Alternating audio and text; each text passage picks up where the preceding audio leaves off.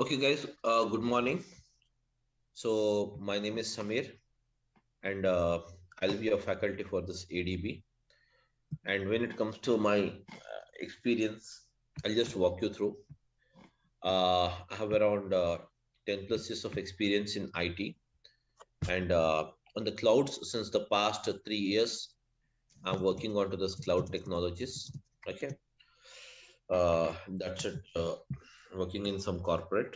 Okay, so guys, let us start with this now. So what is, before we go ahead, let us see. And guys, I want everyone to just have an interaction. So I want the session to be an interactive rather than me talking on a side. I want everyone to interact with me. Okay, guys. So let us start with this. So let us say here Azure Data Engineering. What is Azure Data Engineering? Yes, guys. Everyone, I'm audible. Please. Yes, audible, Samir, audible. Okay, so now this is what is Azure Data Engineering. So basically, Azure Data Engineering is pack is a is a packed into the is a packed in the form of services. In the form of what is that? Services. Azure Data Engineering is packed in the form of what? Services. The following are the various services provided for various operations in the that is nothing but in the Azure Data Engineering. So the following are the services. Let us see what is a first one. What is it? You have it. We have the first one here as a Azure is Azure Databricks. Azure Databricks. And then we have the next one after this. We have the Azure Data Factory. And apart from this, we have the next service that is called as Azure Synapse. Azure Synapse. And next one after this, many services are there, but I'm listing few of them. Okay, so we have the Azure Artificial Intelligence, AI, or else we can also refer it as a ML, that is called as machine learning. Okay, so these all are the services packed into this Azure Data Engineering. That means all end-to-end solutions for the data. That is nothing but data engineering means end-to-end solutions for the data. So now, guys, what is this Azure Data that is Azure Databricks is used, and what is the purpose of it? So, guys, this service called Azure Databricks is provided by the Microsoft to perform the job of ETL. So, guys, what is this ETL? Where ETL stands for what? Extraction, transformation,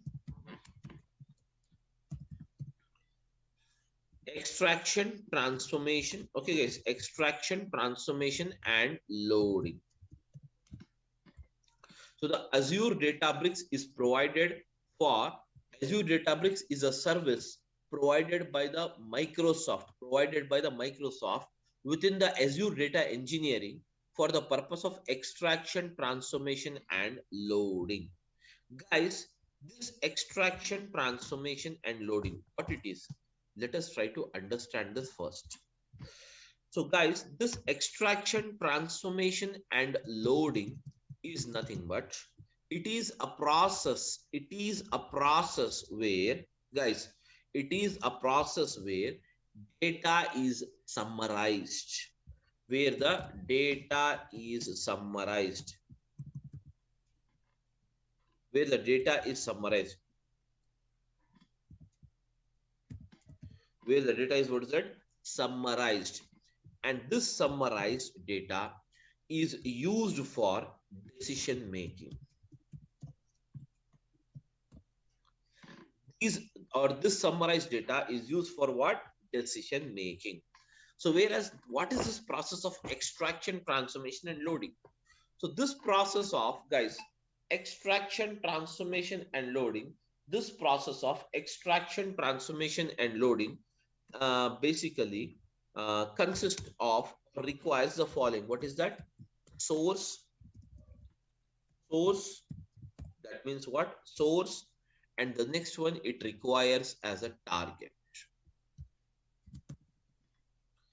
Source and the target. Now guys, what is a source and what is a target? So basically, between the source and the target, this process of ETL is applied always. Okay, irrespective of whatever the thing service we use it. Generally, I'm talking about the ETL. That is nothing but ETL is the process where the data, guys, ETL is the process. ETL is a process where the data is summarized. Okay, so what is the source? What is this target? Let us try to understand this, guys.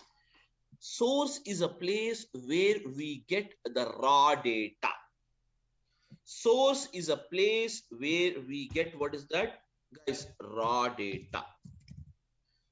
And whereas this raw data is extracted as per the requirement in the process of extraction. This raw data is extracted as per the requirement in the process of extraction. And once the extraction means what? Picking up the data. Whereas after this process of extraction is done, the process of transformation is implemented. Transformation is the actual process where the data is converted into the required format by the customer. And once the transformation is done, guys, on the data or applied on the data is finally prepared and it is loaded. And it is what? Loaded. And where it is loaded? It is loaded into the target, that is called as a destination. Hearing my point. Now guys, this is a bit technical. I want to simplify it and explain it to you.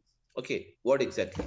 Now guys, all of you, are you able to hear my voice? Everyone, please come out. Yeah. So now guys, suppose you go to a supermarket to buy a vegetables. Tell me now, what are the different, that is, how many vegetables will be there in a supermarket? Let us say Reliance Fresh. You have been to the Reliance Fresh to buy the fresh vegetables. Now tell me, how many vegetables you will be having? Many, almost all vegetables you will have it. Am I right? So now guys, tell me answer now. Do you purchase all the vegetables or you will purchase only those vegetables which is required for you?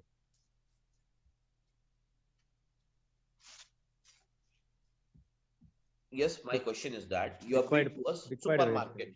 Yes, guys, you have been to supermarket and that is more supermarket, or you have been to a that is Reliance Fresh, where you can find many vegetables. Are you going to purchase all the vegetables or some of the vegetables? Only required vegetables will purchase. Required. That means before leaving, you will decide what curry has to be cooked. Based on that curry, you're going to buy the vegetables. Am I right? Some 2-3 vegetables. So now what you're doing is, suppose you have been to a supermarket and picked up some 5 vegetables out of some 100 vegetables are there. Different varieties of 100 vegetables are there. Out of those 100 vegetables, you are purchasing only 5 vegetables. Why those 5? Because that is required for the cooking process. You want to cook only those 5. Am I right? You have picked up. What you will do, once you pick up, you'll put it into your basket, bill it off, everything is done. Now you will come home. Now tell me, what is the form of vegetables now? It's raw form. Yes, exactly. Very good. So the vegetables in the raw form. So now guys, what you will do? You have to eat those vegetables. as we are human, so we require to eat those vegetables, but we need to cook it. Am I right? Cook it. So what you will do, you will cut the vegetables, chop the vegetables, everything you will do it, and then you will put it on a, that is nothing but they will put it on a stove, and ultimately from the raw farm, from the raw farm, all the five vegetables you will pour it in one that is nothing but bowl, and you will cook it. You will cook it. That means you're converting this raw form of vegetables into cooked format. Am I right or not? Are you changing the form of vegetables or not for eating purpose? Yes, guys? Yes. Yeah, you have converted. Ultimately, the vegetables are cooked. The vegetables are cooked. Now the curry is ready. So that means what you're doing, you have bought the raw vegetables. You have first of all picked up the vegetables. You have been to the supermarket and picked up the vegetables. And once you have picked up the vegetables, what you are doing, you bought them home and cut it off and chopped it. And once the chopping, everything is done, you are changing the form of those vegetables from the raw form to what is that? Cooked form as per our requirement. Ultimately, once the vegetables is cooked and ready, then what you will do? Finally, you will eat. That is nothing but called as what? Loading. Same way, guys, picking up the vegetables. Picking up the vegetables from multiple, 100 vegetables are there, but you are picking up only 5 vegetables. And those vegetables, picking up the process of vegetables from the supermarket is called as what? Extraction. It is called as the process of what? Extraction. Whereas the extraction is done, then what you are doing? Transform. That means you're getting them home and chopping them, cutting them, and putting them into the bowl to cook, and ultimately cooking those vegetables. That means you're converting the raw vegetables to what is that? Cooked format in the form of a curry. Am I right or not? Ultimately, once that is called as a process of what? Cooking is the process of transforming. Cooking is the process of what? Transforming. Ultimately, once the transformation is done, finally, your destination is what? Your destination is the curry. So curry, you will eat it. That's it. That is nothing but finally the process of loading is nothing but cooking. That's nothing but eating the same. So hence, this is actually you have the process in what? Extraction, transformation, and loading. That's it, guys. Nothing else. There is no technicality. There is no something is, where you need to worry about how the things will move on. All these things, you need not worry about this. Simply extraction, transformation, and loading is the process. Extraction, transformation, and loading is the process of converting the picking up the required data, and transforming the data as per the requirement, and ultimately transformed data, you will load it into the target. Okay. So guys, is it clear for everyone what is ETL actually? Yes, guys, I want an answer, ma, please. Huh? Yeah. Okay. So before we see some examples on how actually this process is taken place, let us try to understand few more things here, then we'll come back to this.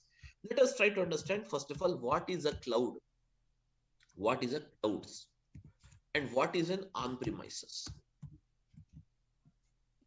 Then we'll come back to this. Okay. So first of all, let us try to understand what is cloud. So now, guys, because what is it you have it? Azure data engineering is a cloud-based engineering, cloud-based data engineering. Am I right?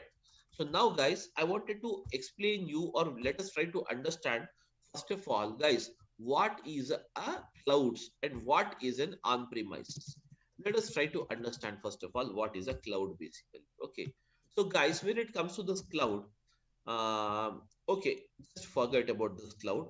I'll just give you an example for this. Now, guys, all of you are using the mobile phones. Am I right? All of you are using the mobile phones or not, guys? Yes. Yeah, I want a reply from every one of you. Please, guys, try to respond. Yes. Are you using the mobile phone or not? Yes, we are. Yeah. So now every one of you, us is using the mobile phone. Now guys, when it comes to this mobile phone, you in the mobile phone, we have some memory. Will it be there memory or not? Yes. Every mobile has some memory or not? Yeah. So now, what are the types of memories you will have in your mobile phone? Can you tell me? Yes, guys. Mobile SD memory.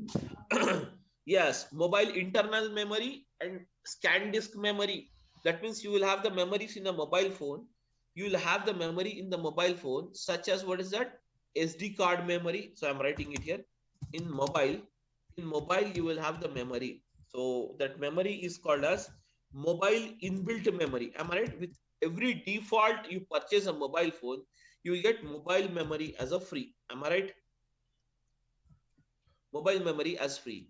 Apart from the mobile memory, guys, you will also have, you will also have, guys, you will also have a memory that is called as SD card memory. What is my SD card memory, guys? SD card memory is nothing but scan disk card memory. That means, suppose every mobile you are getting it with a 16 GB internal storage memory.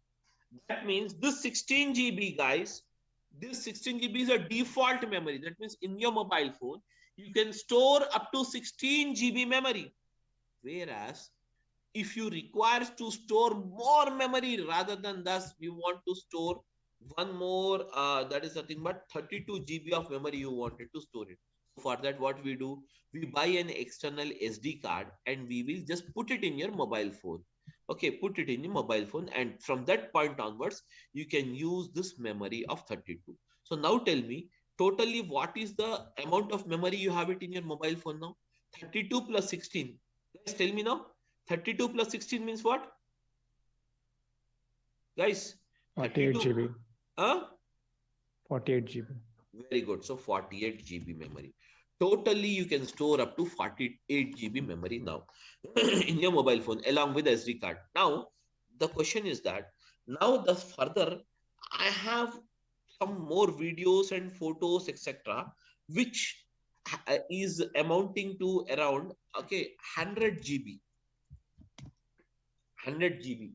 Let us assume amounting to around 500 GB. Now tell me, how do you store this 500 GB memory? You already utilize the 32 GB, you already utilize the 16 GB memory. You have to store more 500 GB memory is required now. So now tell me, guys, what is the way you adopt it? Just think generally, because we do it in the daily basis, this kind of job. Tell me now. OneDrive or Google Drive we put. Very good, very good. So that means you will now you will take the support of a Google Drive. Am I right? Google Drive. But the problem is that Google is also providing you by default 15 GB as a memory. Am I right? Huh? 15 GB of the memory by default Google is providing to you. But now you have to store 15 GB or 500 GB, guys? 500 GB. So now what you have to do, tell me now. Tell me, guys. Yeah, please. Guys, please tell me, ma. Did you get my question? What I mean to tell you? If you get the question, just simply say yes, or else I'll repeat the question once again. My question is that, I'll repeat the question once again. My question is that now, my mobile memory already has 16 GB memory, and SD card, I have installed it. I've put some SD card and it has the 32 GB memory. Totally both the memories amounting to 48 GB, but I have some more 500 GB memory to be stored. So for that, I took the support of Google Drive, and Google Drive is providing only 15 GB memory. What is the alternative for me now? External hard disk. Huh? External hard disk. External hard disk, that is fine. Okay. But I want the data. Okay, no problem. One more way is that you can ask the Google. That is fine. That is very good. Okay. But here the thing is that you can ask the Google to increase the size. That means from 15 GB, I want 500 GB. So Google is providing, Google will provide you 500 GB of memory free of cost or they will charge something for it? They'll charge something. They They'll will charge. charge. That means after 15 GB, even if you store 0.1 MB also, okay, then it is going to charge you. So you can buy the space on the Google Drive by paying some cost. Now, guys, totally, I bought it. I bought this one also. Everything is done now. Totally, the amount of memory. What is that amount of memory I have? 548 GB memory. Totally, I have it now. Totally, how much memory I have it? 548 GB. That means 48 GB in my mobile phone and 500 on my Google Drive. Now, one fine day, I lost my mobile phone. One fine day, I lost my mobile phone, guys. That is my query. Now, my query is that when I lose my mobile phone, so I could not able to trace it off. Now, the question is that I bought a new mobile phone. I have to buy a new mobile phone. Hence, I bought the new mobile phone. Now, once you bought a new mobile phone, guys, please tell me, can you recollect this 48 GB? Can you recollect this 500 GB memory or not? 500 GB is possible. 48 GB is not possible. Yes, exactly. Very good. So we can say that 500 GB, you can recollect it by just using the synchronize option. You can just log in with your mail ID, enter the password, and in the same way, you can recollect it. But what about the 48 GB? The 48 GB memory is lost with the mobile phone because this memory is called as physical memory. Am I right? This memory is called as what? Physical memory. Physical memory. So hence I cannot recollect it. Whereas the memory or the data which is stored on the Google Drive can be recollected. So we can say that the Google Drive, we can call it as a cloud. Am I right, guys, everyone? Google memory is called as what? Cloud memory. Google memory is called as what is that, guys? Cloud memory, cloud data memory. It is called as what? Cloud data memory. Cloud data memory. Whereas the physical memory of your mobile phone, we can refer it as what? On-premises memory. Am I right, guys? I can refer it as what? On-premises. So now tell me, what is the drawback, guys? Now tell me, what is the drawback you have? What is the drawback you have between on-premises memory and cloud memory? On-premises memory, once you lose your mobile phone, you cannot recollect it. But the same can be recollected using the cloud. Am I right or not? So now this is the drawback. You have it in the on-premises data. So now, guys, just for 548 GB, which is required for us, now what we have done, we took the support of the cloud rather than taking the support of the mobile phone. So in the same way, what you have done, tell me now, what you have done? That means you have moved physically, guys. You have moved physically from the cloud, from the physical mobile phone memory to what is that? Cloud memory. That is called as Google Drive memory. Am I right or not? So nowadays, every one of us storing the data in mobile phone inbuilt memory, or we are storing it data into the Google Drive, guys? Tell me now. Huh? Google Drive. Most of us, every time, we will store the data in the Google Drive. Am I right, everyone? So why do you store the data in the Google Drive? Tell me now. You can recover. Yes, can recover it. Suppose tomorrow you have traveled to other country, suppose United States or America, and did not take your mobile phone now. Now what happened is, as you did not take your mobile phone and you are there finally into this some United States of America. So can you get this Google Drive memory resaved to your mobile phone in even after reaching the USA? Tell me now, guys. Yeah. Of course, that means the access is possible even irrespective of the location. So we can say that we can access this data which is stored in the Google Drive from anywhere in the world. Am I right? From anywhere in the world without worrying about the physical location where my data is stored. The same way, guys, tell me now, actually, Google Drive is stored where? The Google Drive stores the data into the cloud environment. Into what is that? Cloud environment. So, cloud environment is what? Ultimately, cloud environment is nothing but ultimately it stores the data physically into the data centers. So every cloud provider has the data centers. And now in these data centers, the entire physical data will be stored. In this data centers, the physical data will be stored. Am I right, guys, everyone? Okay. Uh, somebody just put it yourself in mute mode. I think there is no issues from my end. Yeah, guys. Okay, now fine now.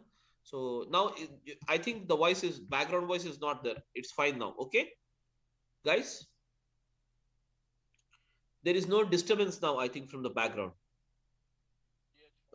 Please say yes. Yeah, it's fine now. So now, guys. Now, so in the same way, guys. Here you have a cloud and on-premises. Cloud means what?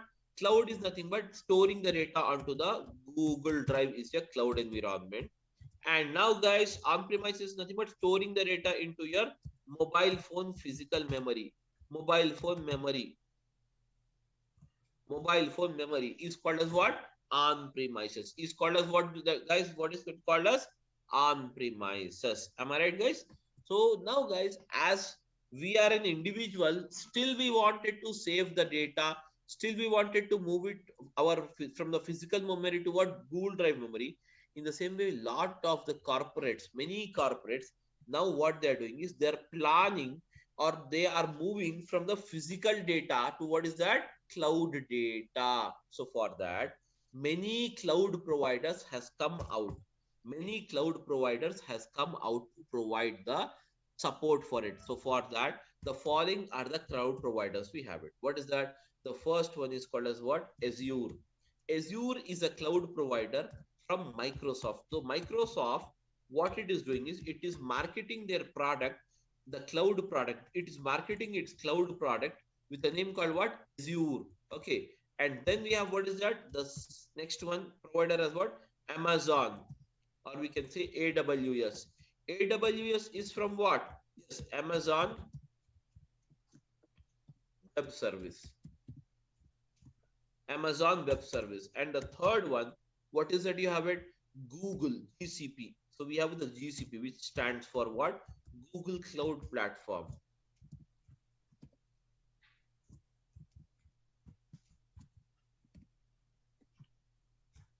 Google Cloud Platform. Okay, guys, Google Cloud Platform. Then afterwards, then we have what is that? Alibaba. This is a China-based, okay, that is cloud provider. And now then we have what is that? We have the SAP Cloud. SAP Cloud. Likewise, then you have even the SAP Cloud is there, Oracle Cloud is there, etc., etc., etc. These are all the cloud providers. But whereas the market leader is the two or three, first three are the market leaders. And number one is the Azure. Number one is the Azure in providing the cloud services. So now, guys, these cloud services are basically classified or divided into three categories. These cloud services are basically classified or divided into three categories. What is that? First one is called as what? EAS. EAS means what, guys? EAS stands for what? Infrastructure.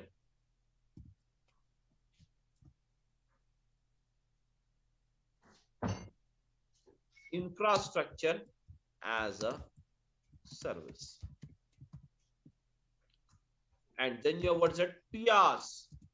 PaaS stands for what, guys? PaaS stands for what? Platform as a service. Then, guys, third one is SaaS. SaaS stands for what, guys? Software as a service.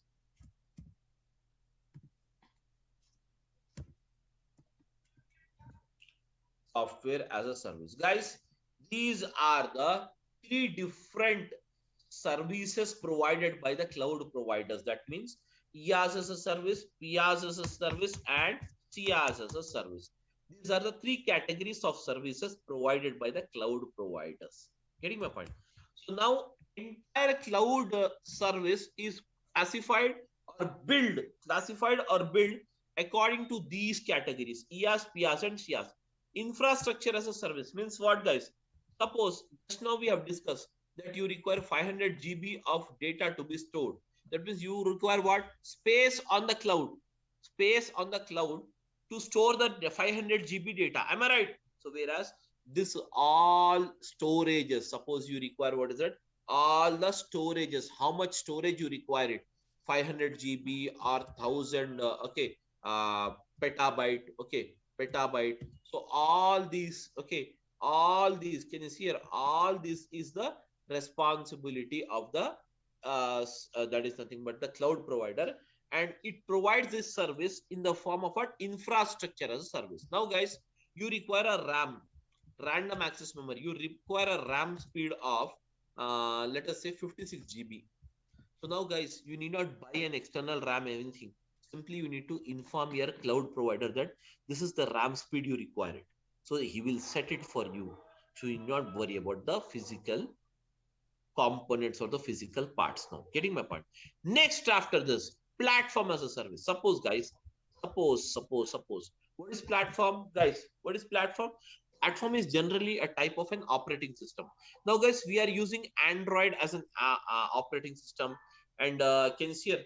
That is nothing but Apple is using some operating system. Okay, so hence these are the various operating system. Okay, these are the various operating system used by the various that is nothing but various mobiles, we can say. In the same way, if at all you have a computer, so generally in the computer, what is the operating system we use it, guys? Can you tell me what is the operating system we use it in a PC, guys? Tell me now. Generally we use the Windows as operating system. But now my question is that I have a very massive amount of data, and this massive amount of data is not supported on the Windows operating system most of the time. Let us assume banking data is very huge, massive amount of data. So now it is not supported on the Windows operating system. Hence we require some other operating system, that is called as what? Mainframes is an operating system. Mainframes is an operating system from what? IBM. So you need not buy the license of this. You need not worry about the operating system. Simply you need to inform your cloud provider Azure that you require the mainframes operating system. He will take care. And now guys, suppose you require some softwares in the sense you require some reporting softwares, or you require some analytical software, such as you require some softwares, or you require any kind of reporting. That is nothing but, suppose you require Power BI, or suppose you require some Cognos. You need not buy the license of this, need not worry about this. Simply you need to inform your cloud provider that you require it. He is going to buy that for you. He is going to buy that for you. Everything is taken care by that is nothing but by the cloud provider in the service called what? Software as a service. So these are the three categories of services we have it. So whereas the cloud providers has divided their service based on these three, and based on these three categories only they will bill you. They are going to bill you. It is as simple as, guys, simply you log into this. You have the OTT platforms is there, Amazon Prime, Netflix, etc. What you will do? You will enter your mobile number and a password. That's it. You will enter it into the application. And once you enter into the application, if you want to watch a new movie, then you have to subscribe that particular premium subscription or not. Tell me now, guys. You need to buy a subscription or not, premium subscription, to watch a latest movie. Yes, tell me. Do we require to buy it or not? Yes, sir. Yes, required. So in the same way here also, whichever the service is required, in the same way, simply we need to buy it from the Azure. Buy means what? Here we are just, that means utilizing it, paying it. That's it. Utilizing and paying the cost. It is just like renting off, renting off, okay, without having an ownership, without claiming an ownership. You can do your task just by paying them, okay, just by paying them the cost of the same. So whereas, where these are the three categories of service provided by the cloud. Now guys, the cloud is clear for me, and on premises is also clear for me. Everything is clear. But my question is that source, target, and this thing is done already. This is also extraction, transformation, loading done. But my question is that what is exactly the use of the ADB, that is called as Azure Databricks? What it does, we have to understand this. So now guys, let us come back here. When it comes to the Azure Databricks, the Azure Databricks is a service of Microsoft, which is provided to perform the job of extraction, transformation, and what is that? Loading. To perform the job of extraction, transformation, and what is that? Loading. The Azure Databricks is a service of a Microsoft provided to perform the job of extraction, transformation, and what is that? Loading. Okay, guys. Now, when it comes to this Azure Databricks, exactly, let us try to understand this ETL with some example. Guys, here I have a data. So let us say here, I have some data here. So I'm using, guys, I'm using it this as a source. And now I have the source. And now, guys, in the bottom, I'll write the target. My query is that I have a data of a supermarket, and supermarket data is given like this: product ID, product rate, product quantity sold, and date of sales.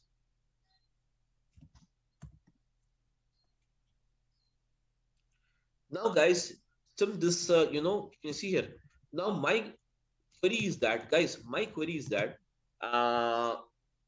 and here is the customer. The customer is here. The customer is here. The customer wanted to know, guys, this is a customer. That customer means what? The owner of the supermarket is a customer for us. This customer wanted to know what is the change in sales, or what is the sales difference on 21st of this month and 22nd of this month, whether the sales has increased between these two dates or not. He wanted to know first of all. So guys, first of all, to know this query or to report him the same to the customer, what is that you require it? You require the source, and the source consisting of the following information. What is that? Product ID, product rate, product quantity sold, date of sales. Let us give the product IDs something like this. Product rate, let us give it as 100 rupees, and the quantity sold is 10, and then you have a date of sales. Date of sale is 21, guys, 21/11/2022. And then you have the product something like this, okay, product ID, and the rate is 200, and the quantity sold is 05. And now the date of sales is 21/11/2022. And then I have something like this. So I have 500/02. And now guys, I have 21/11/2022. Now guys, this is the thing we have it. First day, that means what? 21st data is already recorded. Do we have 22nd data? No, we will write the 22nd data. So as you wanted to write the 22nd data, simply what I will do is I'll copy this information and I'll paste it here. Okay, that's it guys. Let us see it here how to make it. So simply copy this information and I'm pasting it the same information. But now what I will do is, instead of this, I will make it as 200. Rate is 200, and here I'll make it as rate as 300, and here I'll make the rate as 1000. That's it. Okay. Just now, guys, product quantity sold as it is, but I'm changing the date here. What's the date? 22, 22, and now, guys, 22, 22. Now, guys, here you have it. Now tell me now, as you have this 2 days data, tell me now, the 2 days data is here or not, guys? Now to tell me, is there any difference in the sales? Is there any difference in the sales from 21st to 22nd? Can you tell me, guys? Yes, different is there, sir. Different is there. Difference is there. How can you say? How can you say? Just by looking into the data. Am I right or not? Just by Yes, looking yes. into the data, yeah, just by looking into the data, you can say there is a difference. Why you are able to say? Because you have only how many records are there, guys? Totally 6 records. Very simple, small data. You can look it here and decide it. Am I right or not, everyone? Yes, sir. Yes. Yeah. Yes. If you have massive amount of data, can you look onto the data and decide it or not? Suppose each table having some 1 lakh records. Can you decide it by looking into the records? No, not possible. Not possible. So for that, here we use the technique. What is that? ETL. Let us see how the ETL is applied here. Extraction. ETL stands for what? Extraction. Extraction. Extraction. Let us see how the extraction is done here. The first process of extraction is that where you have to pick up. Where you have to pick up. Do we require the product ID to find out the net sales amount of the day? Do you require the product ID, guys? Not required. Not required. Do you require the product rate? Yes, required. Required. Quantity sold? Required. Date of sales? Required. So now, guys, I'm picking up these 3 columns. Picking up these 3 columns is the process of what is that? It is the process of extraction. It is the process of what? Extraction. Now the columns are picked up. Now, guys, next comes transformation. Picking up is done. Transformation.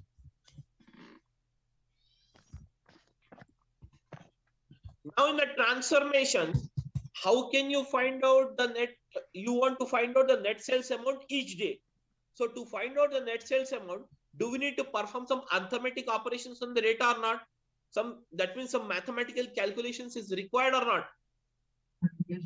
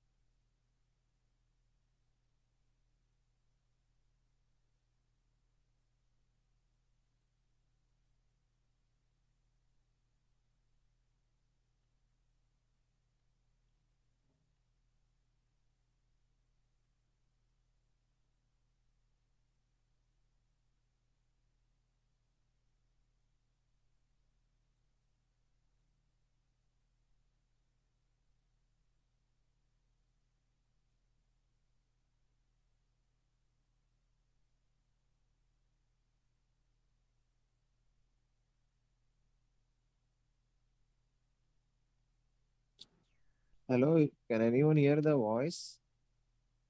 Yes, yes. Sir, screen is not visible.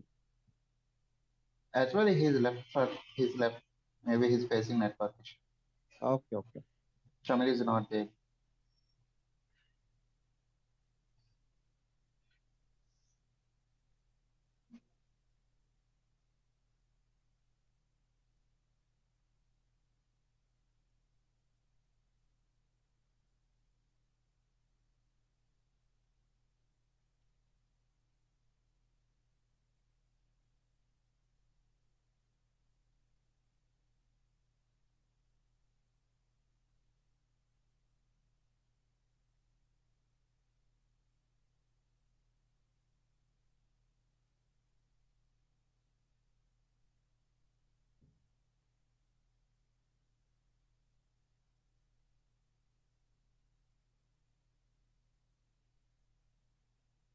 Sorry, guys, got disconnected due to some network issue. Sorry. Okay.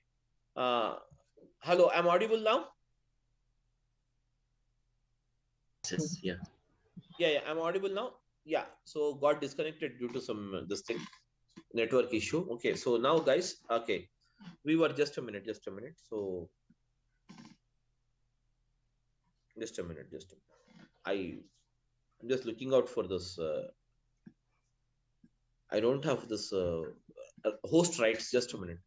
Let me call the people to provide me the host right, because once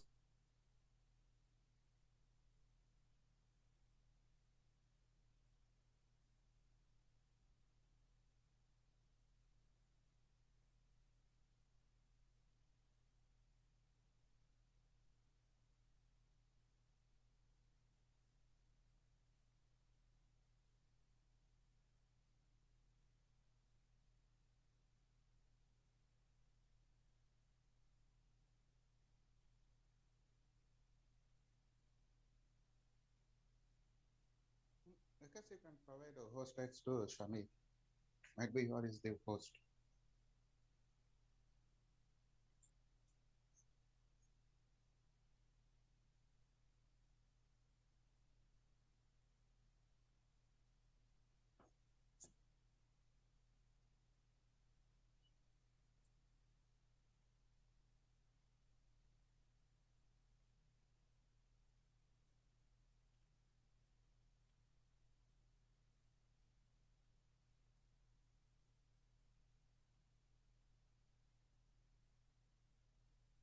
I'm audible, guys.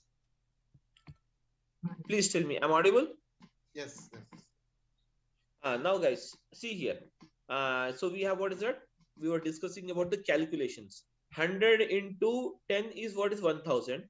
200 into 5 is what? 1000. 500 into 2 what? Again, tell me now, guys. 1000. Now tell me, guys. You have one totally. Calculate the sum here. What is the sum? Can you tell me the sum, guys? The sum of these three is what? Yes, guys, the sum of these three is what? It is 3000. So I can say that. Can I say that here? Can you see? 3000 is the net sales amount. Am I right, guys? Am I right, everyone?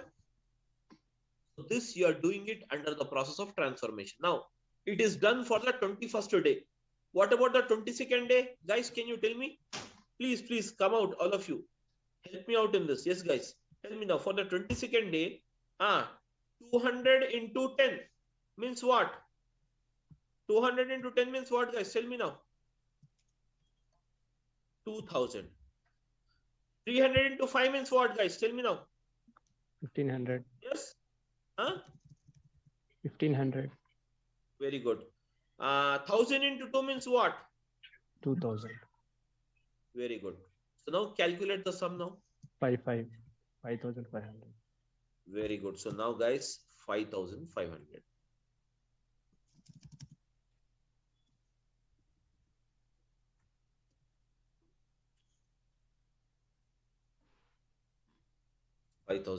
Now, guys, this is the net sales amount. Now, guys, this process is called as a transformation process. It's done now. Finally, you will be loading. Where you will be loading the data, guys? Tell me now. Finally, you will be loading the data into the target. So how will I load the data? I will load the data like this. See here. I'm loading the data. So net sales amount underscore sales underscore amount. Net sales amount is what, guys? Tell me now. Net sales amount is what? 3000. And now for which date it is? So I'm declaring one more column here. Oh yes, that is date of sales. Date of sales is, I'm using it as 21/11/2022. And then we have, what is that, guys? Tell me now. 5500, and it is on 22nd/11/2022.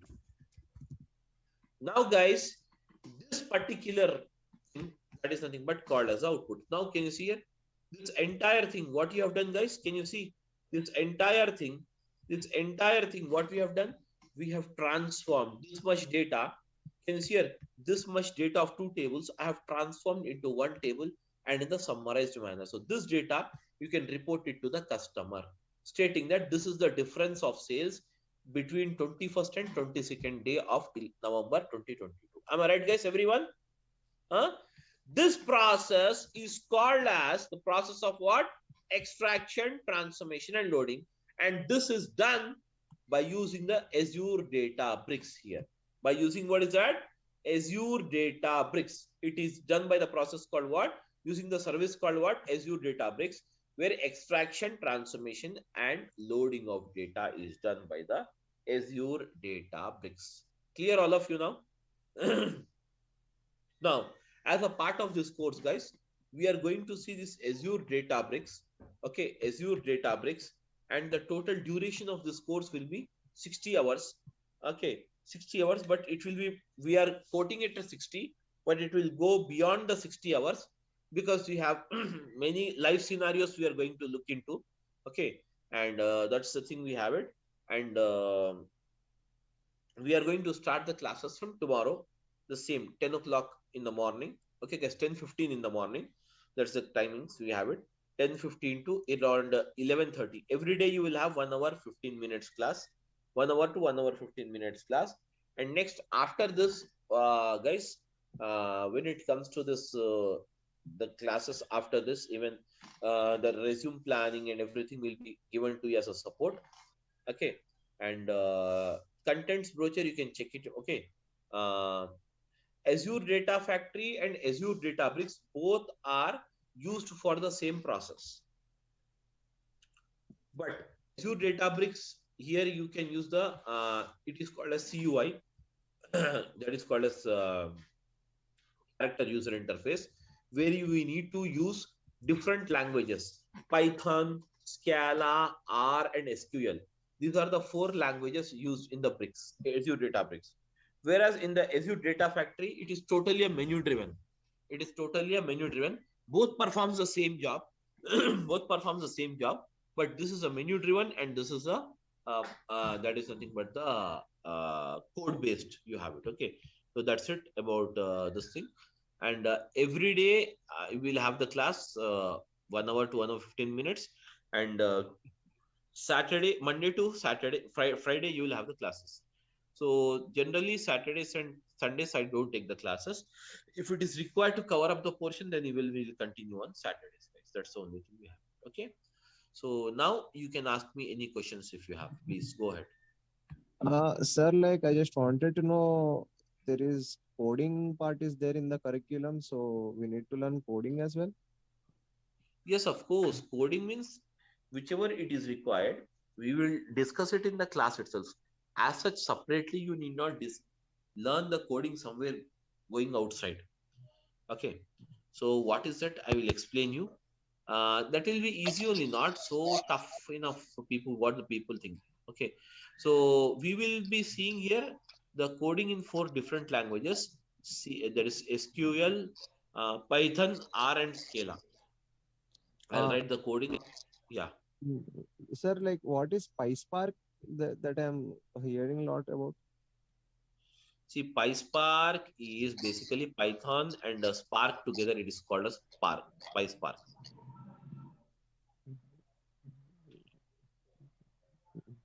PySpark. Okay. Okay. Do we need to learn that also for ADB? Yes, of course. I will teach you that PySpark also. I'll teach. Okay. Okay. Okay. Thanks, sir. That's thank you. Any other questions, guys? Sir, this is a duration, sir. Duration will be 60 hours. Okay. Okay. 60 hours. Azure Data Factory. Huh? Is it required to learn both Azure Data Factory and Azure Databricks It basically for industries? See guys, there is no connection between Azure Data Factory and Databricks.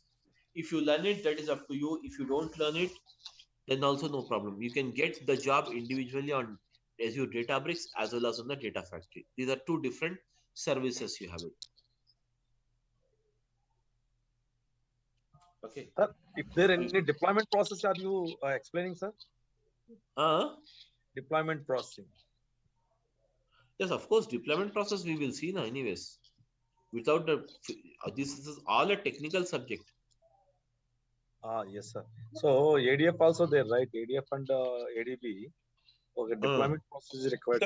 But finally, classes over, right? Yes. Yes. Sir, Yes. is We there will any see the combined difference. batch for both Databricks and Data Factory? Uh, Is there any combined batch? I mean, See, you will have data factory batch is morning 7 a.m. started today itself along with you. And Databricks is this time. Combined batches means these are two different services. So I teach them differently. Yes, sir. Yes. Combinedly we'll see a type of a project anyways. A case study you can say. Not exactly the project. Case study I can see.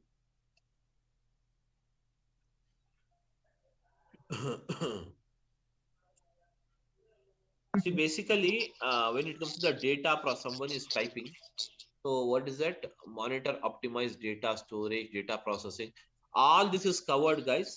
And whatever the training we are going to look into, it is basically okay. More than enough to write a certification also. Certification for ADB whenever you want to write it. Okay, this is enough. So as a part of even the that is nothing but everyday videos will be provided to you.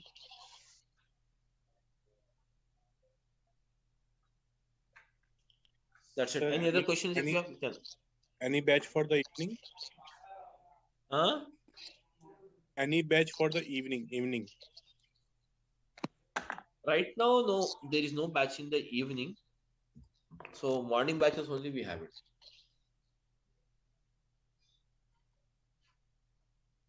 It's there, one batch is there, but it's already started 12 to 14 days back, it has started already. Yeah, 12 classes is already done with that. Samit sir, ADB and ADF both are providing Azure, right? Microsoft. What is the main difference between ADB and ADF?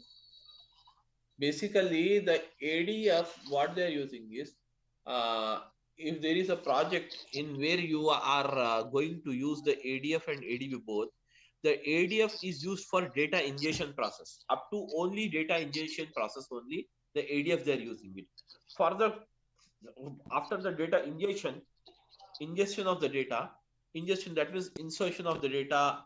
Okay, once the data is inserted, the data picking up the data from there and preparing or moving the data into Delta Lake and then performing the visualization. For all this process, we are using the ADB only.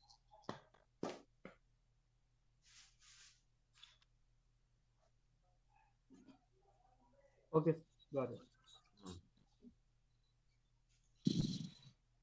Yes, any other questions, guys?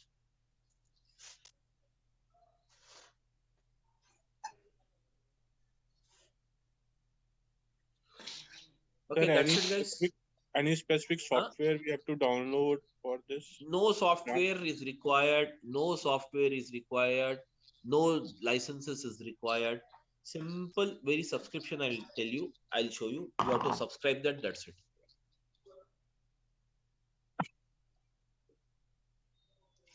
No software, no piracy, nothing is there. No piracy, Yeah, no but it is asking some card, credit card number asking. Yeah, credit card, obviously. That is for free subscription. It will take you, it will charge some 2 rupees from a credit card. And the free subscription will be valid for 30 days. Okay. And after that, you have to go for pay as you go model. That pay as you go model will not cost you if you based on your usage only. It is just like pay as you go means it will not charge you more than 700 to 800 for an individual. So okay, because we are working on, because we are here, we are working on an type of an organization. Then even I'm taking multiple batches. Even then, I'm not getting the bill more than 2,000 rupees per month, 2,000 to 2,500. But there is a technique for saving this. That is nothing but how to save the cost and all. I will that is anyways tell you those techniques. So if you follow that, that's not a problem for you to make out. That's the thing. Yeah, can you providing that license code in per for practice purpose. Huh? Yeah, can you provide license account? Sorry, can you providing account so but for a practice purpose? Account, you can take it. It's not me to provide you. You can take it directly. I'll show you the way how to create account. Everything I'll show you. Yeah, okay.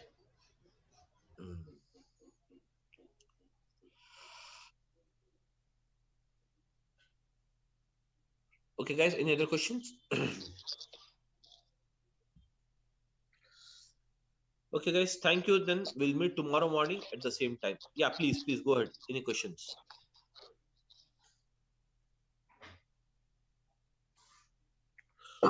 Okay, sir. Bye. Okay. Thank you, guys. We'll meet tomorrow. 10:15. Okay. Thank you, everyone. Thank you. Yeah, thank you. Bye. Yeah, thank you. Thank you. Bye. Okay, so now let us start with this.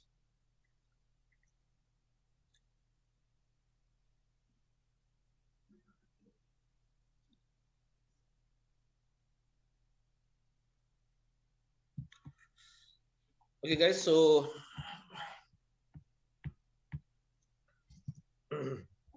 let's start again, and just we'll begin the introduction part today. So guys, we're using it Azure Databricks.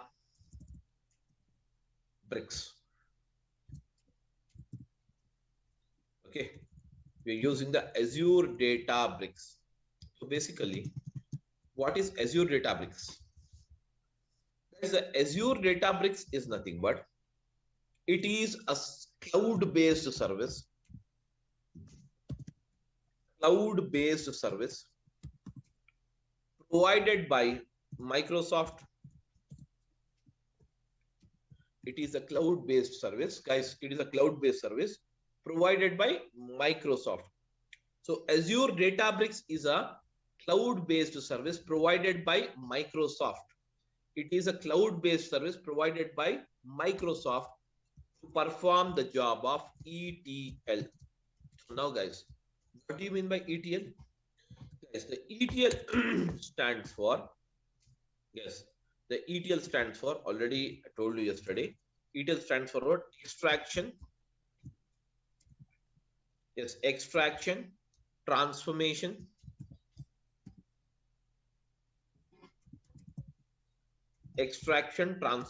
and loading. Extraction, transformation, and loading. Whereas this process of extraction, transformation, and loading is a process of, yes, is a process of what? Data summarization. Is a process of what? Data summarization. It is a process of what, guys? Data summarization. So extraction, transformation, and loading. This is a process of what is that? Data summarization. It is a process of what? Data summarization. Wherein for the process of ETL, that is called as extraction, transformation, and loading, guys, we require the following. What is that? We require the source, first of all. Source means what? The source of data. Source. Guys, source. And then we require, what is it? The another one as a target. We require the first thing as a source and the second thing as a target.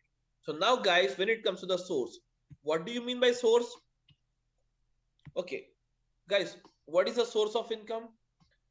The place from where we get the money is called a source of income. In the same way, a place where that is nothing but the source from where you get the data is called as what? Source of data. Source is nothing but actually it is, guys. Source is nothing but what? Actually it is. Yes, guys. Source is nothing but actually it is. Okay. Actually, it is the source of data. That is a place from where we get the data is called as what? Source of data. Okay, guys.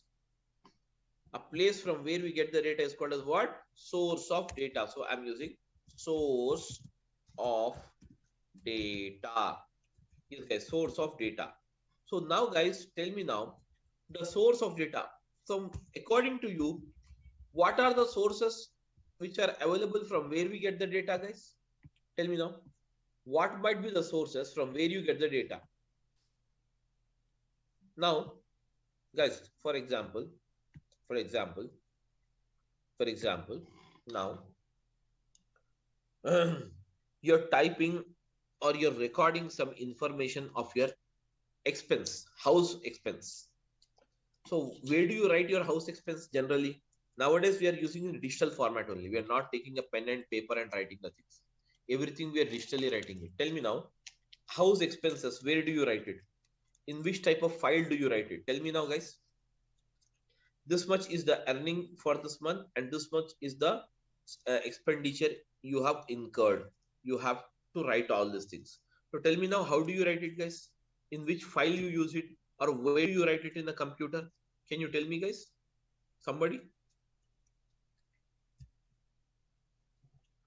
Guys, am I audible? Yeah, am I audible, guys, everyone? Yes, you are audible. So you're understanding what I mean to tell you? Guys, you're understanding what I mean to tell you? My question is that, suppose you have to write your household expenses. Not let us go into the broad scale. We'll just go to at our place. You want to write a household expenses. Where do you write this information? That is income, expenditure. You have to write it. What type of thing you use it? Are you going to use in Excel file, guys, or not?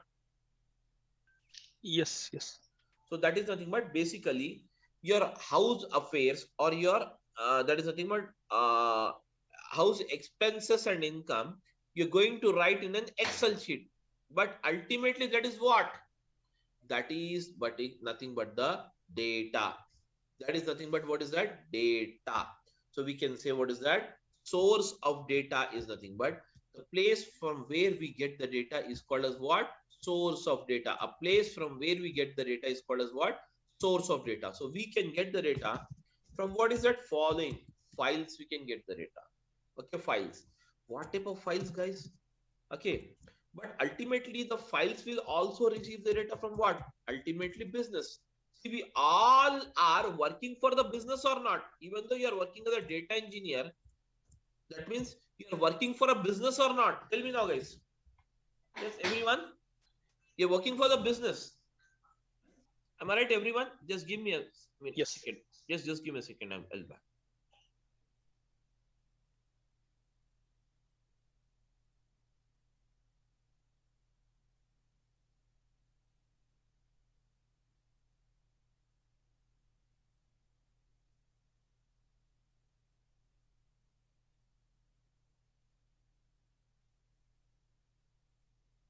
Okay, sorry. So guys, we all get the data. We all work for the business only. Though we are working here, suppose you're working as a data engineer in an IT sector, that means are you working it for a business or not? In fact, that means you will get the data from the business. From the business entities only we get the data. Am I right, guys? From the business entities only we get the data. Whereas this data is recorded in the form of what is that? Files. In the form of what is that? Files. So what are the type of files you have it? Guys, what are the type of files you have it? The files are the following. So we can have what is that? Yes, guys. We can have what are Excel files. Excel files. Yes, Excel files. And we can have what is it? CSV files, which stands for what? Comma separated value files. Okay. Comma separated value files. And Excel files, comma separated value files. And you have what is that? JSON files. JSON stands for what? JavaScript object notation files. Okay. And then afterwards, what is it? You have it? Excel file, CSV file, comma separated value files, JSON files, and you have the Parquet files. Parquet files.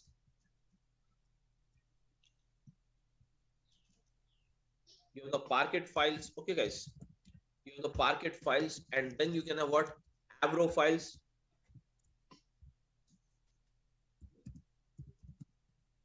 And then we can also have what's that? ORC files, various type of files. That means we get the data ultimately from the business, and this business will be recorded in the in the form of what? Files. Excel files, comma separated value files, JSON files, Parquet file, Avro files, ORC files. Anyways, you don't worry about the files. Once we get into the subject, I will explain you about each and every file. You don't worry now. Okay. So this is nothing but the data we get it. From where? From these files, what we do from these files, guys. From these files, we get the data. From these files, guys. From these files, okay. From these files, we get the data. So ultimately, what we do, we pull in the data. We pull in the data by using the process called what? Extraction. We pull in the data by the process called what? Extraction. So extraction is done. And now, guys, this extraction is done by what? By using the ADB. That is called as what? Azure Databricks. By using the Azure Databricks.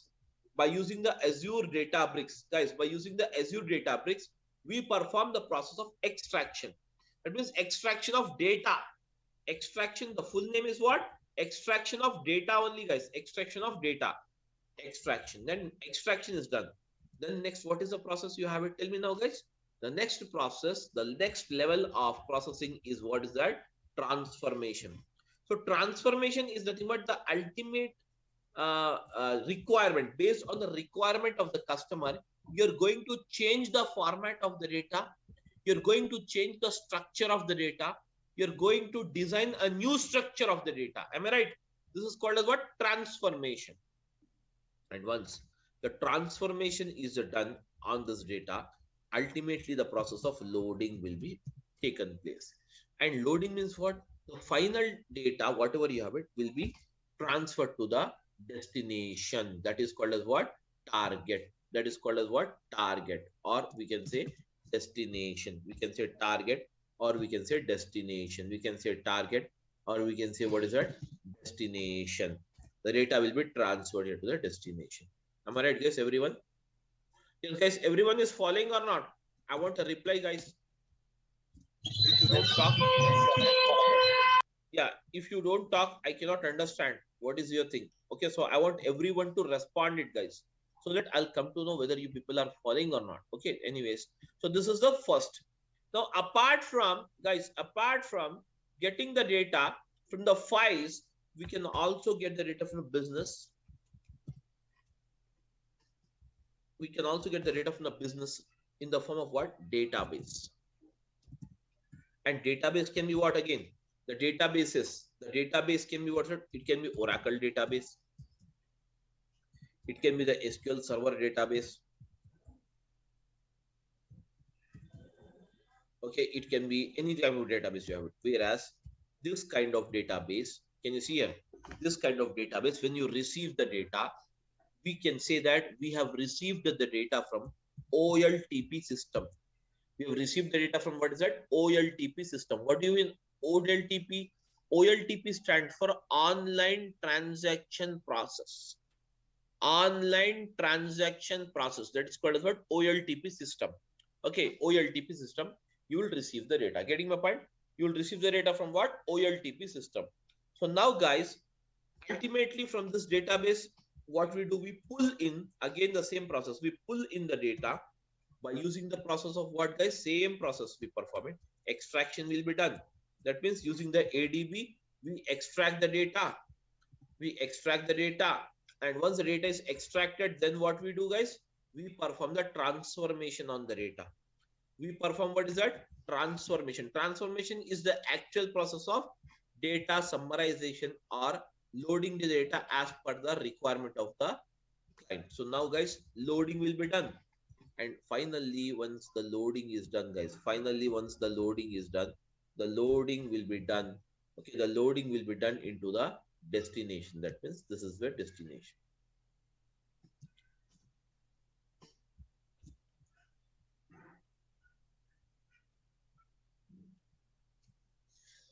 This will be your destination. Getting my point?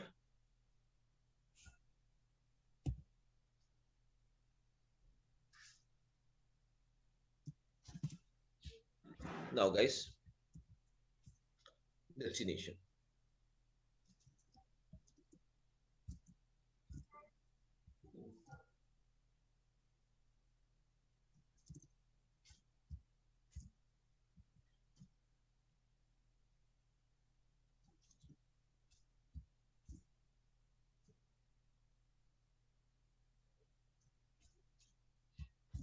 Destination. I'm linking up just to show you guys, these all will reach the destination like this. Finally, the data reaches the destination. Target is nothing but guys, it is called as what? Destination.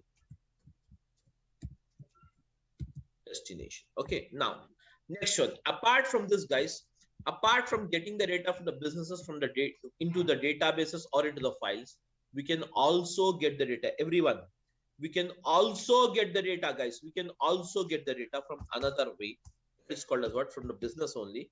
Because we all working for business, we get the data, business data only. So we get the data in the form of what? Live streaming data. Live streaming data. Such as, guys, live streaming data means what? Guys, stock market data. Live streaming data. Suppose that is India versus Pakistan match is going on. You will get the live streaming. Am I right or not? Yes, guys. That is all called as what? Live streaming data. Even the live streaming data we pull in here as it is. The live streaming data also we pull in here in as it is. And this process is called as what? The process of, again, extraction. We perform the extraction on this data. So can you see here, we perform the extraction on this data. And once the extraction is done, then what happens? Again, the process of transformation will begin. So what is the process of transformation? Transformation is the actual process of, yes guys, transformation is the actual process of what? Data summarization. Transformation is the actual process of what? Data summarization. And once the data summarization is done, guys, finally what we do? We load the data into the target. We load the data into the target, guys. Okay. So now this all data, whatever you have it, that is source data, destination data, or whatever the data you have it, finally will be recorded into the target. That is called as sync system. In Azure, it is also called as what? The destination is also called as what? Sync system. Sync. This is also called as what? Sync system, guys. Okay. It is also called as what? Sync system. Sync system. Okay. So now can you see here? This is how we get the data here. Ultimately, we get the data from what? Various sources. Ultimately, we get the data from what? Various sources. And from these various sources, what we do? We extract the data, we transform the data, and we load the data into the target. Everyone. Okay. So this, all this can see extraction, transformation, and loading will be done by using the service. Guys, this is a service. ADB is one service. ADB is one service, guys. Likewise, you can also have, what is it? ADF is the another service. Likewise, you can have Synapse as the another service. These are the various services. We can do it. Okay. Whereas, can you see here, guys? This is how exactly things works off. Okay. Here, everyone is following or not, guys? Yeah, I want a reply from all of you guys. Yes, sir. Yes. Now, next after this.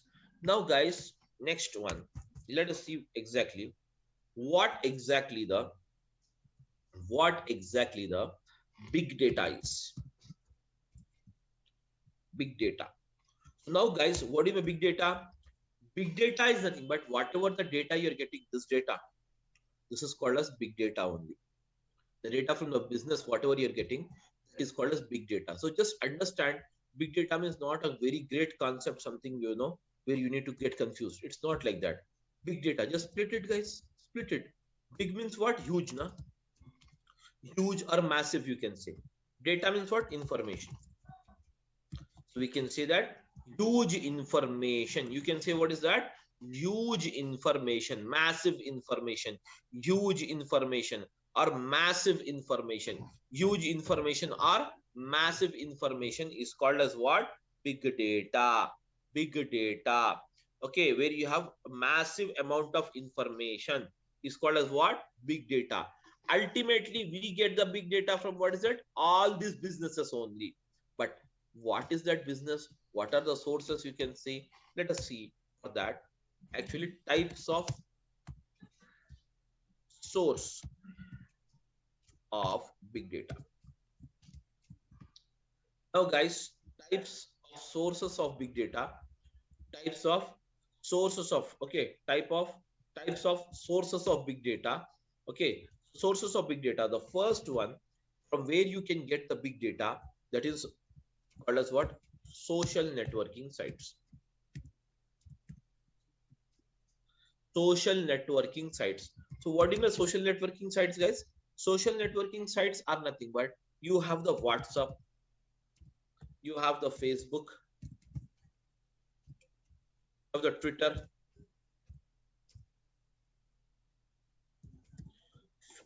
WhatsApp, Facebook. Okay, guys, WhatsApp, Facebook, Twitter. Then you also have what's that? LinkedIn. Then afterwards, you also have what's that? Instagram. All this Insta and all these are what? These are all called as what? Social networking sites.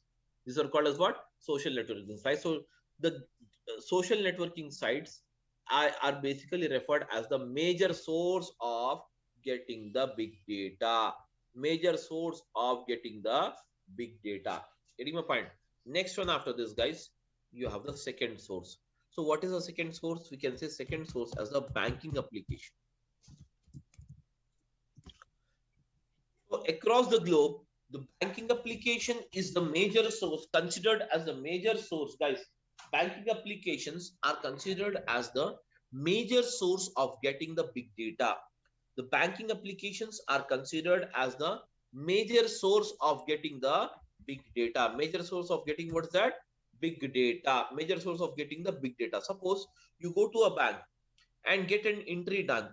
So in your passbook, you have made some entries. That is some cash withdrawal entry and some deposit entry and some online transfer entry, some purchase entries, some entries you have made it. Okay, that means some transactions you have done it. So, but can you see here in this passbook, as you have made only 3 transactions, but it will give you some 7 to 8 lines code. Am I right? 7 to 8 lines it will print. Balance, it will print deduction after that debit balance. So that means type of data. That means banking data is considered as a massive or huge amount of data across the globe. Getting my point? So we can get the data, the big data. We can also get it from what? Banking applications. That means this we have discussed as a business now. Business means what? It can be social networking site, which is a one type of business. Banking application is the another type of business from where we get the data. Okay, then we can also get the data from what is that? Machine generated data. Machine generated data. So what do you mean machine generated data, guys? The data which is generated by a machine. Suppose you have a CT scan machine. Suppose you have a CT scan machine. Okay, so it scans of the human body, whereas the CT scan machine or MRI machine, okay, MRI scan or CT scan machine, whatever the machines you have it, okay, and then we have what's it? MRI, okay, scan, or else we can also have what is that? CT scan, MRI scan, and even the ECG machines. Okay, these are all the machines which generate some data. Am I right, guys? These are the machines which generate some data. Am I right, everyone? These are the machines which generates some data, whereas even these machines, can you see here, generate some data. So this kind of data is also considered as the big data. That means a massive amount. The CT scan machine generates a very massive amount of data. So that is nothing but called as what? Machine generated data. Any that is machine which generates the data is called as what? Machine generated data. That's it. Okay. Then afterwards,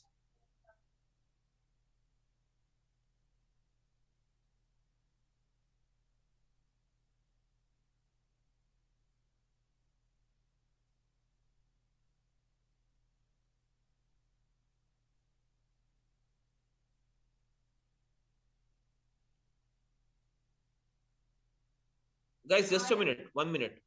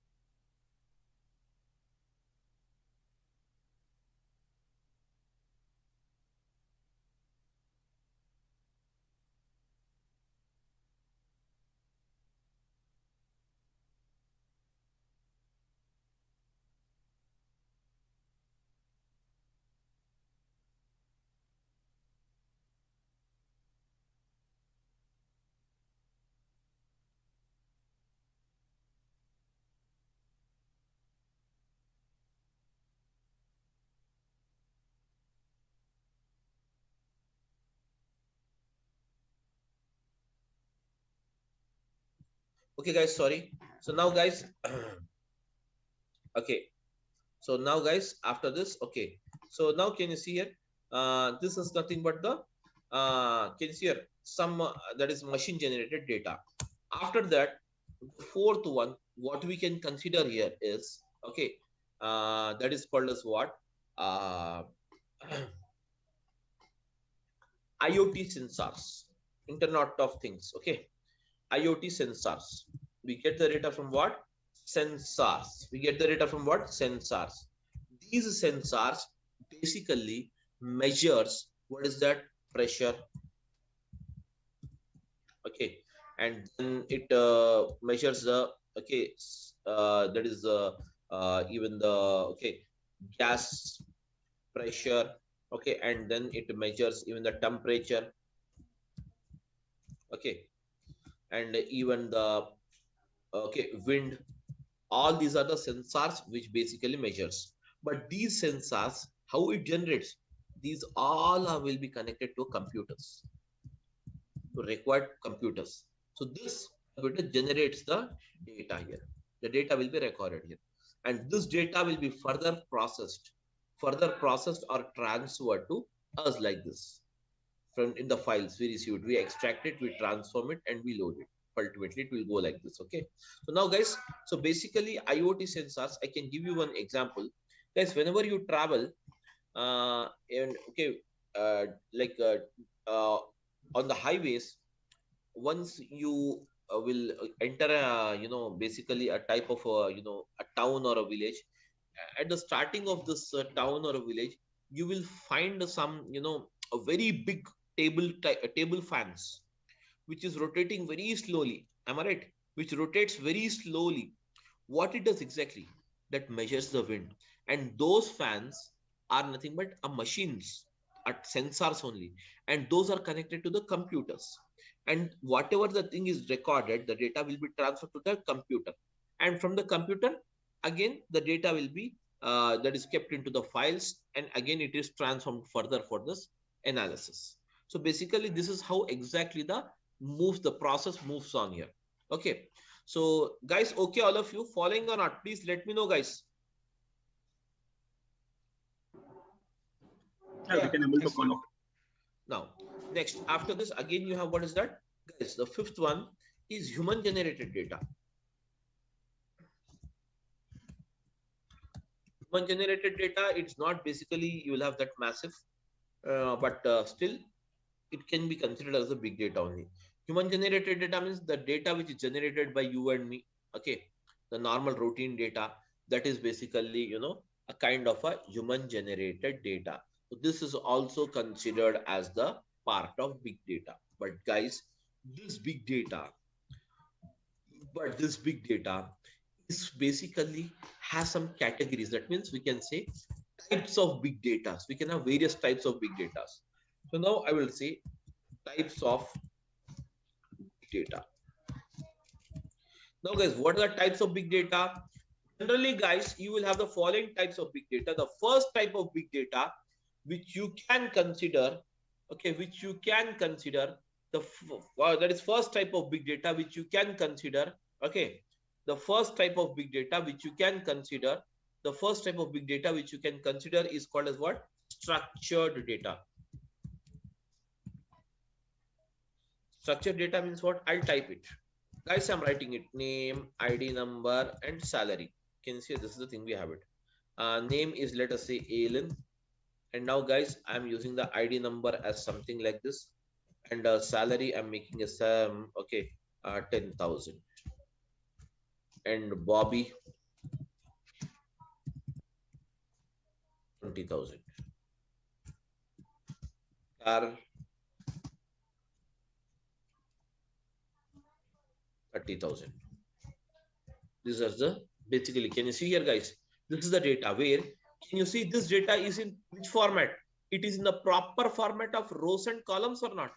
These are the rows and these are the columns. Am I right, guys, everyone? Yeah. These are the rows and these are the columns. This kind of data is proper data. Hence, it is called as what? Structured data. This kind of data is called as what, guys? structured data, the data which is placed into the proper form of rows and columns. The data which is placed in the proper form of rows and columns is called as what? Structured data. Am I right, everyone? Yes, am I audible, guys? Yeah, what happened? Am I audible to everyone or not? Yes. So now, guys, this is nothing called as what? Structured data. Next one is, what is it? You have it. The second one is semi-structured data. Semi-structured data means what? This data is purely not structured as well as not unstructured. It is semi-structured. You will have some semi-structured, such as you have the data into what's that? JSON files. For example, I'll give you the JSON file, how the JSON file looks like and how the data will move. The data in the JSON file will be given in the curly braces. Now, if at all I'm writing the first, I'm defining this data into JSON format, how the data will be. Let us see it here. Name under the quotes, double quotes, and use the colon, ALN. Now, guys, use a comma. After this, use it again. ID.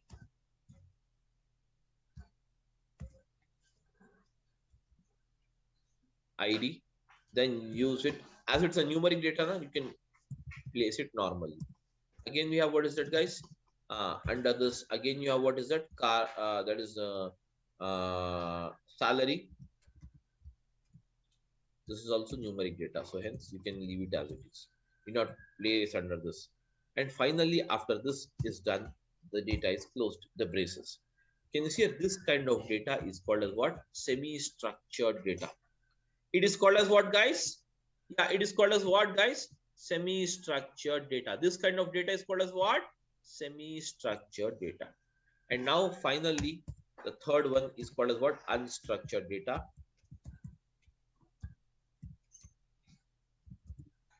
Unstructured data is nothing but guys, this unstructured data is nothing but basically there will be no particular structure, such as the photos in your mobile phone, the videos, the chat history, and the voice notes. All these comes under the unstructured data only. There is no proper structure for it. Okay, there will be no proper structure, guys. There will be no proper structure. There will be no proper structure. Okay, there will be no proper structure. All the that is nothing but data is called as what? Unstructured. 80% of the globe, 80% of the data from the globe, we'll get it in what? Unstructured format only. 80% of the data across the globe, we'll get it in what? Unstructured format only. So guys, these are the types of big data we can have: structured, semi-structured, and unstructured. And this structured, semi-structured, and unstructured can be placed into what is that? Into this type of files, or into the databases, or if we can extract it from the live streaming, further the as it is process. So this is how the entire structure works. So is everyone clear with this, guys, or you have any doubt? You can ask me now.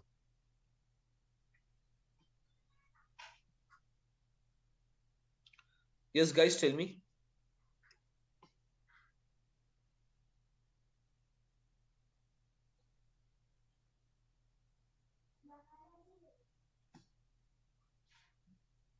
Guys, tell me now. No, Samir, no doubts as of now. Okay. So this is how the things works off. Okay, guys. That's it. So for the day, guys, that's it for the day. And so with Azure Databricks, what kind of data we usually handles, like structured or non-structured? Unstructured only. Unstructured only. Okay. Unstructured, semi-structured, and structure. 3 of them will handle it basically. Not mostly you will have semi-structured data. Okay, thank you. That's it, guys. So this is the thing we have it. Please go ahead now. So to learn Databricks, do we need any predefined technical background? Hello, Do you? am I audible? Yeah, tell me. Yeah.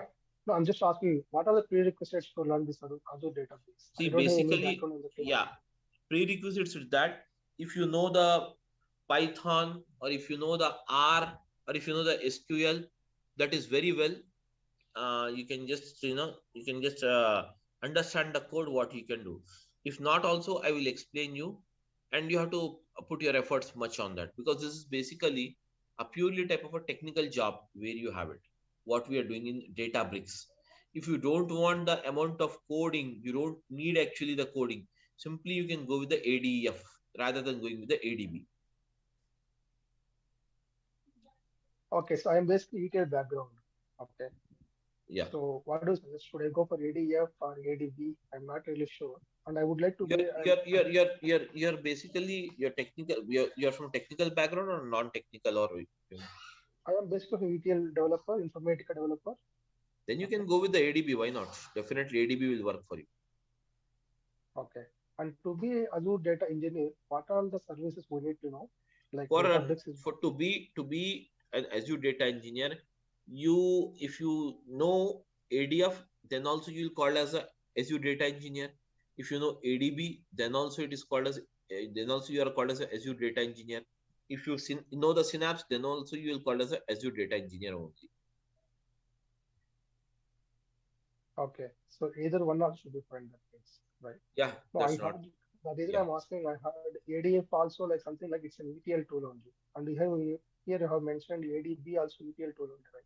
See, if you have, what is the companies are doing till the job of data ingestion in a project. I'm telling you the live scenario what is going on right now in most of the projects.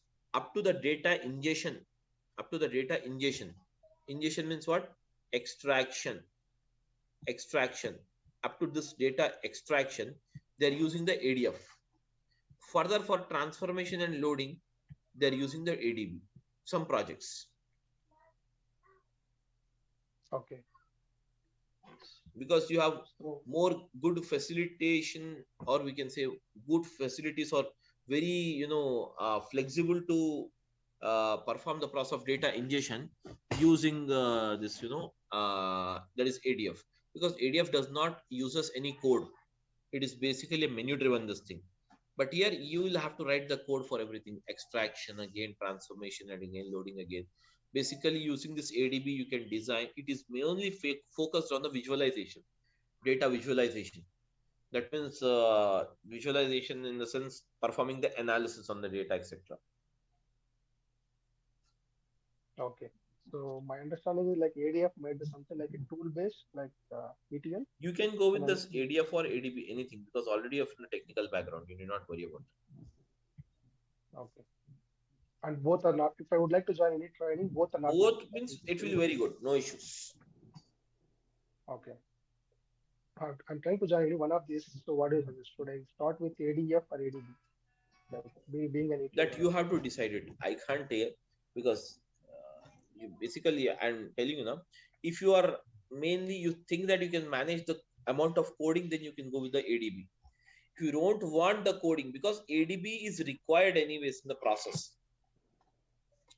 One time in one situation, you can do the job without ADF also.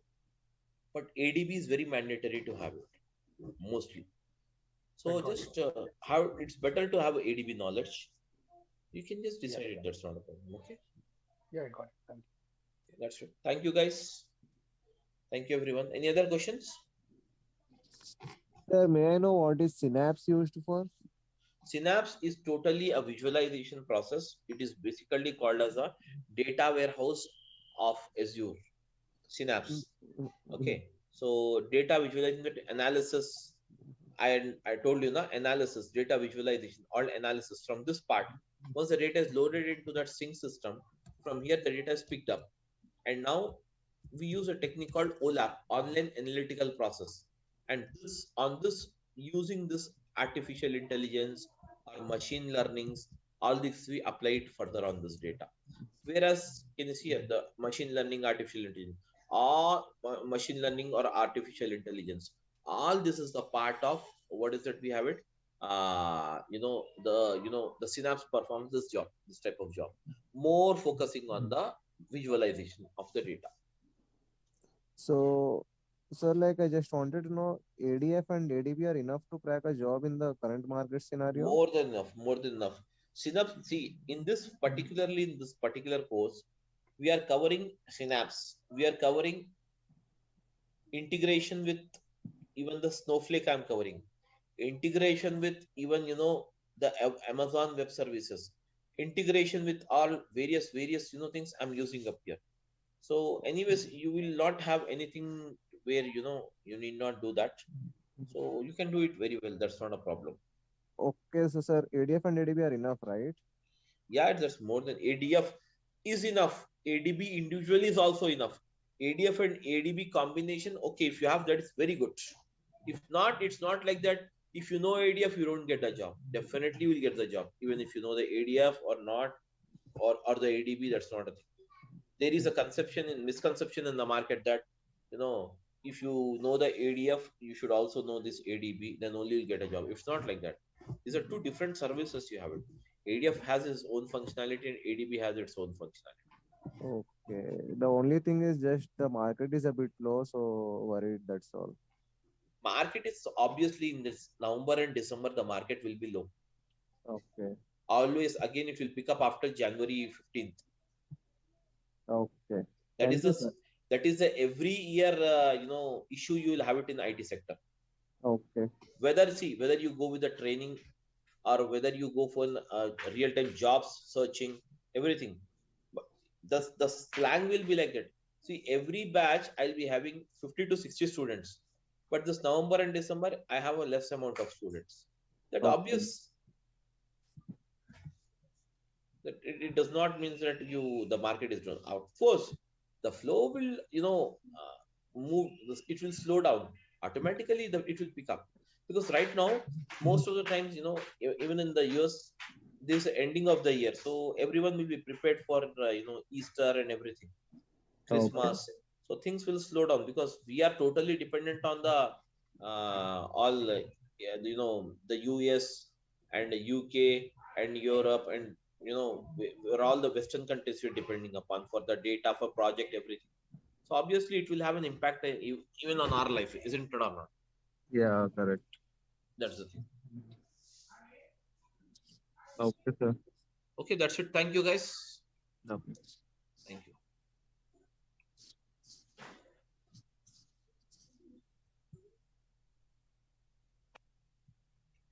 Yes, am I audible, Yes, guys? sir. Yes, sir. Good morning.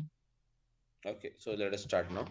So Azure, Databricks. Okay, guys, Azure Databricks.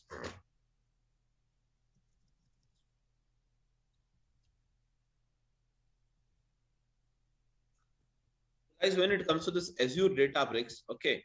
So as already you know that, what is Azure Databricks? Azure Databricks is Azure Databricks is a service. It is a service, guys, everyone. Azure Databricks is a service which is used to perform the job of, guys, what is that? Azure Databricks is a service, okay. Azure Databricks is a service which is used to perform. Azure Databricks is a service which is used to perform the job of what? ETL, that is extraction, transformation, and what is that? Loading. Extraction, transformation, and loading. Okay. Between what is that? Clouds. Between the clouds and on-premises. Clouds and what is that? On-premises. Between the clouds and what is that? On-premises. Okay, guys. So now between the clouds and on-premises.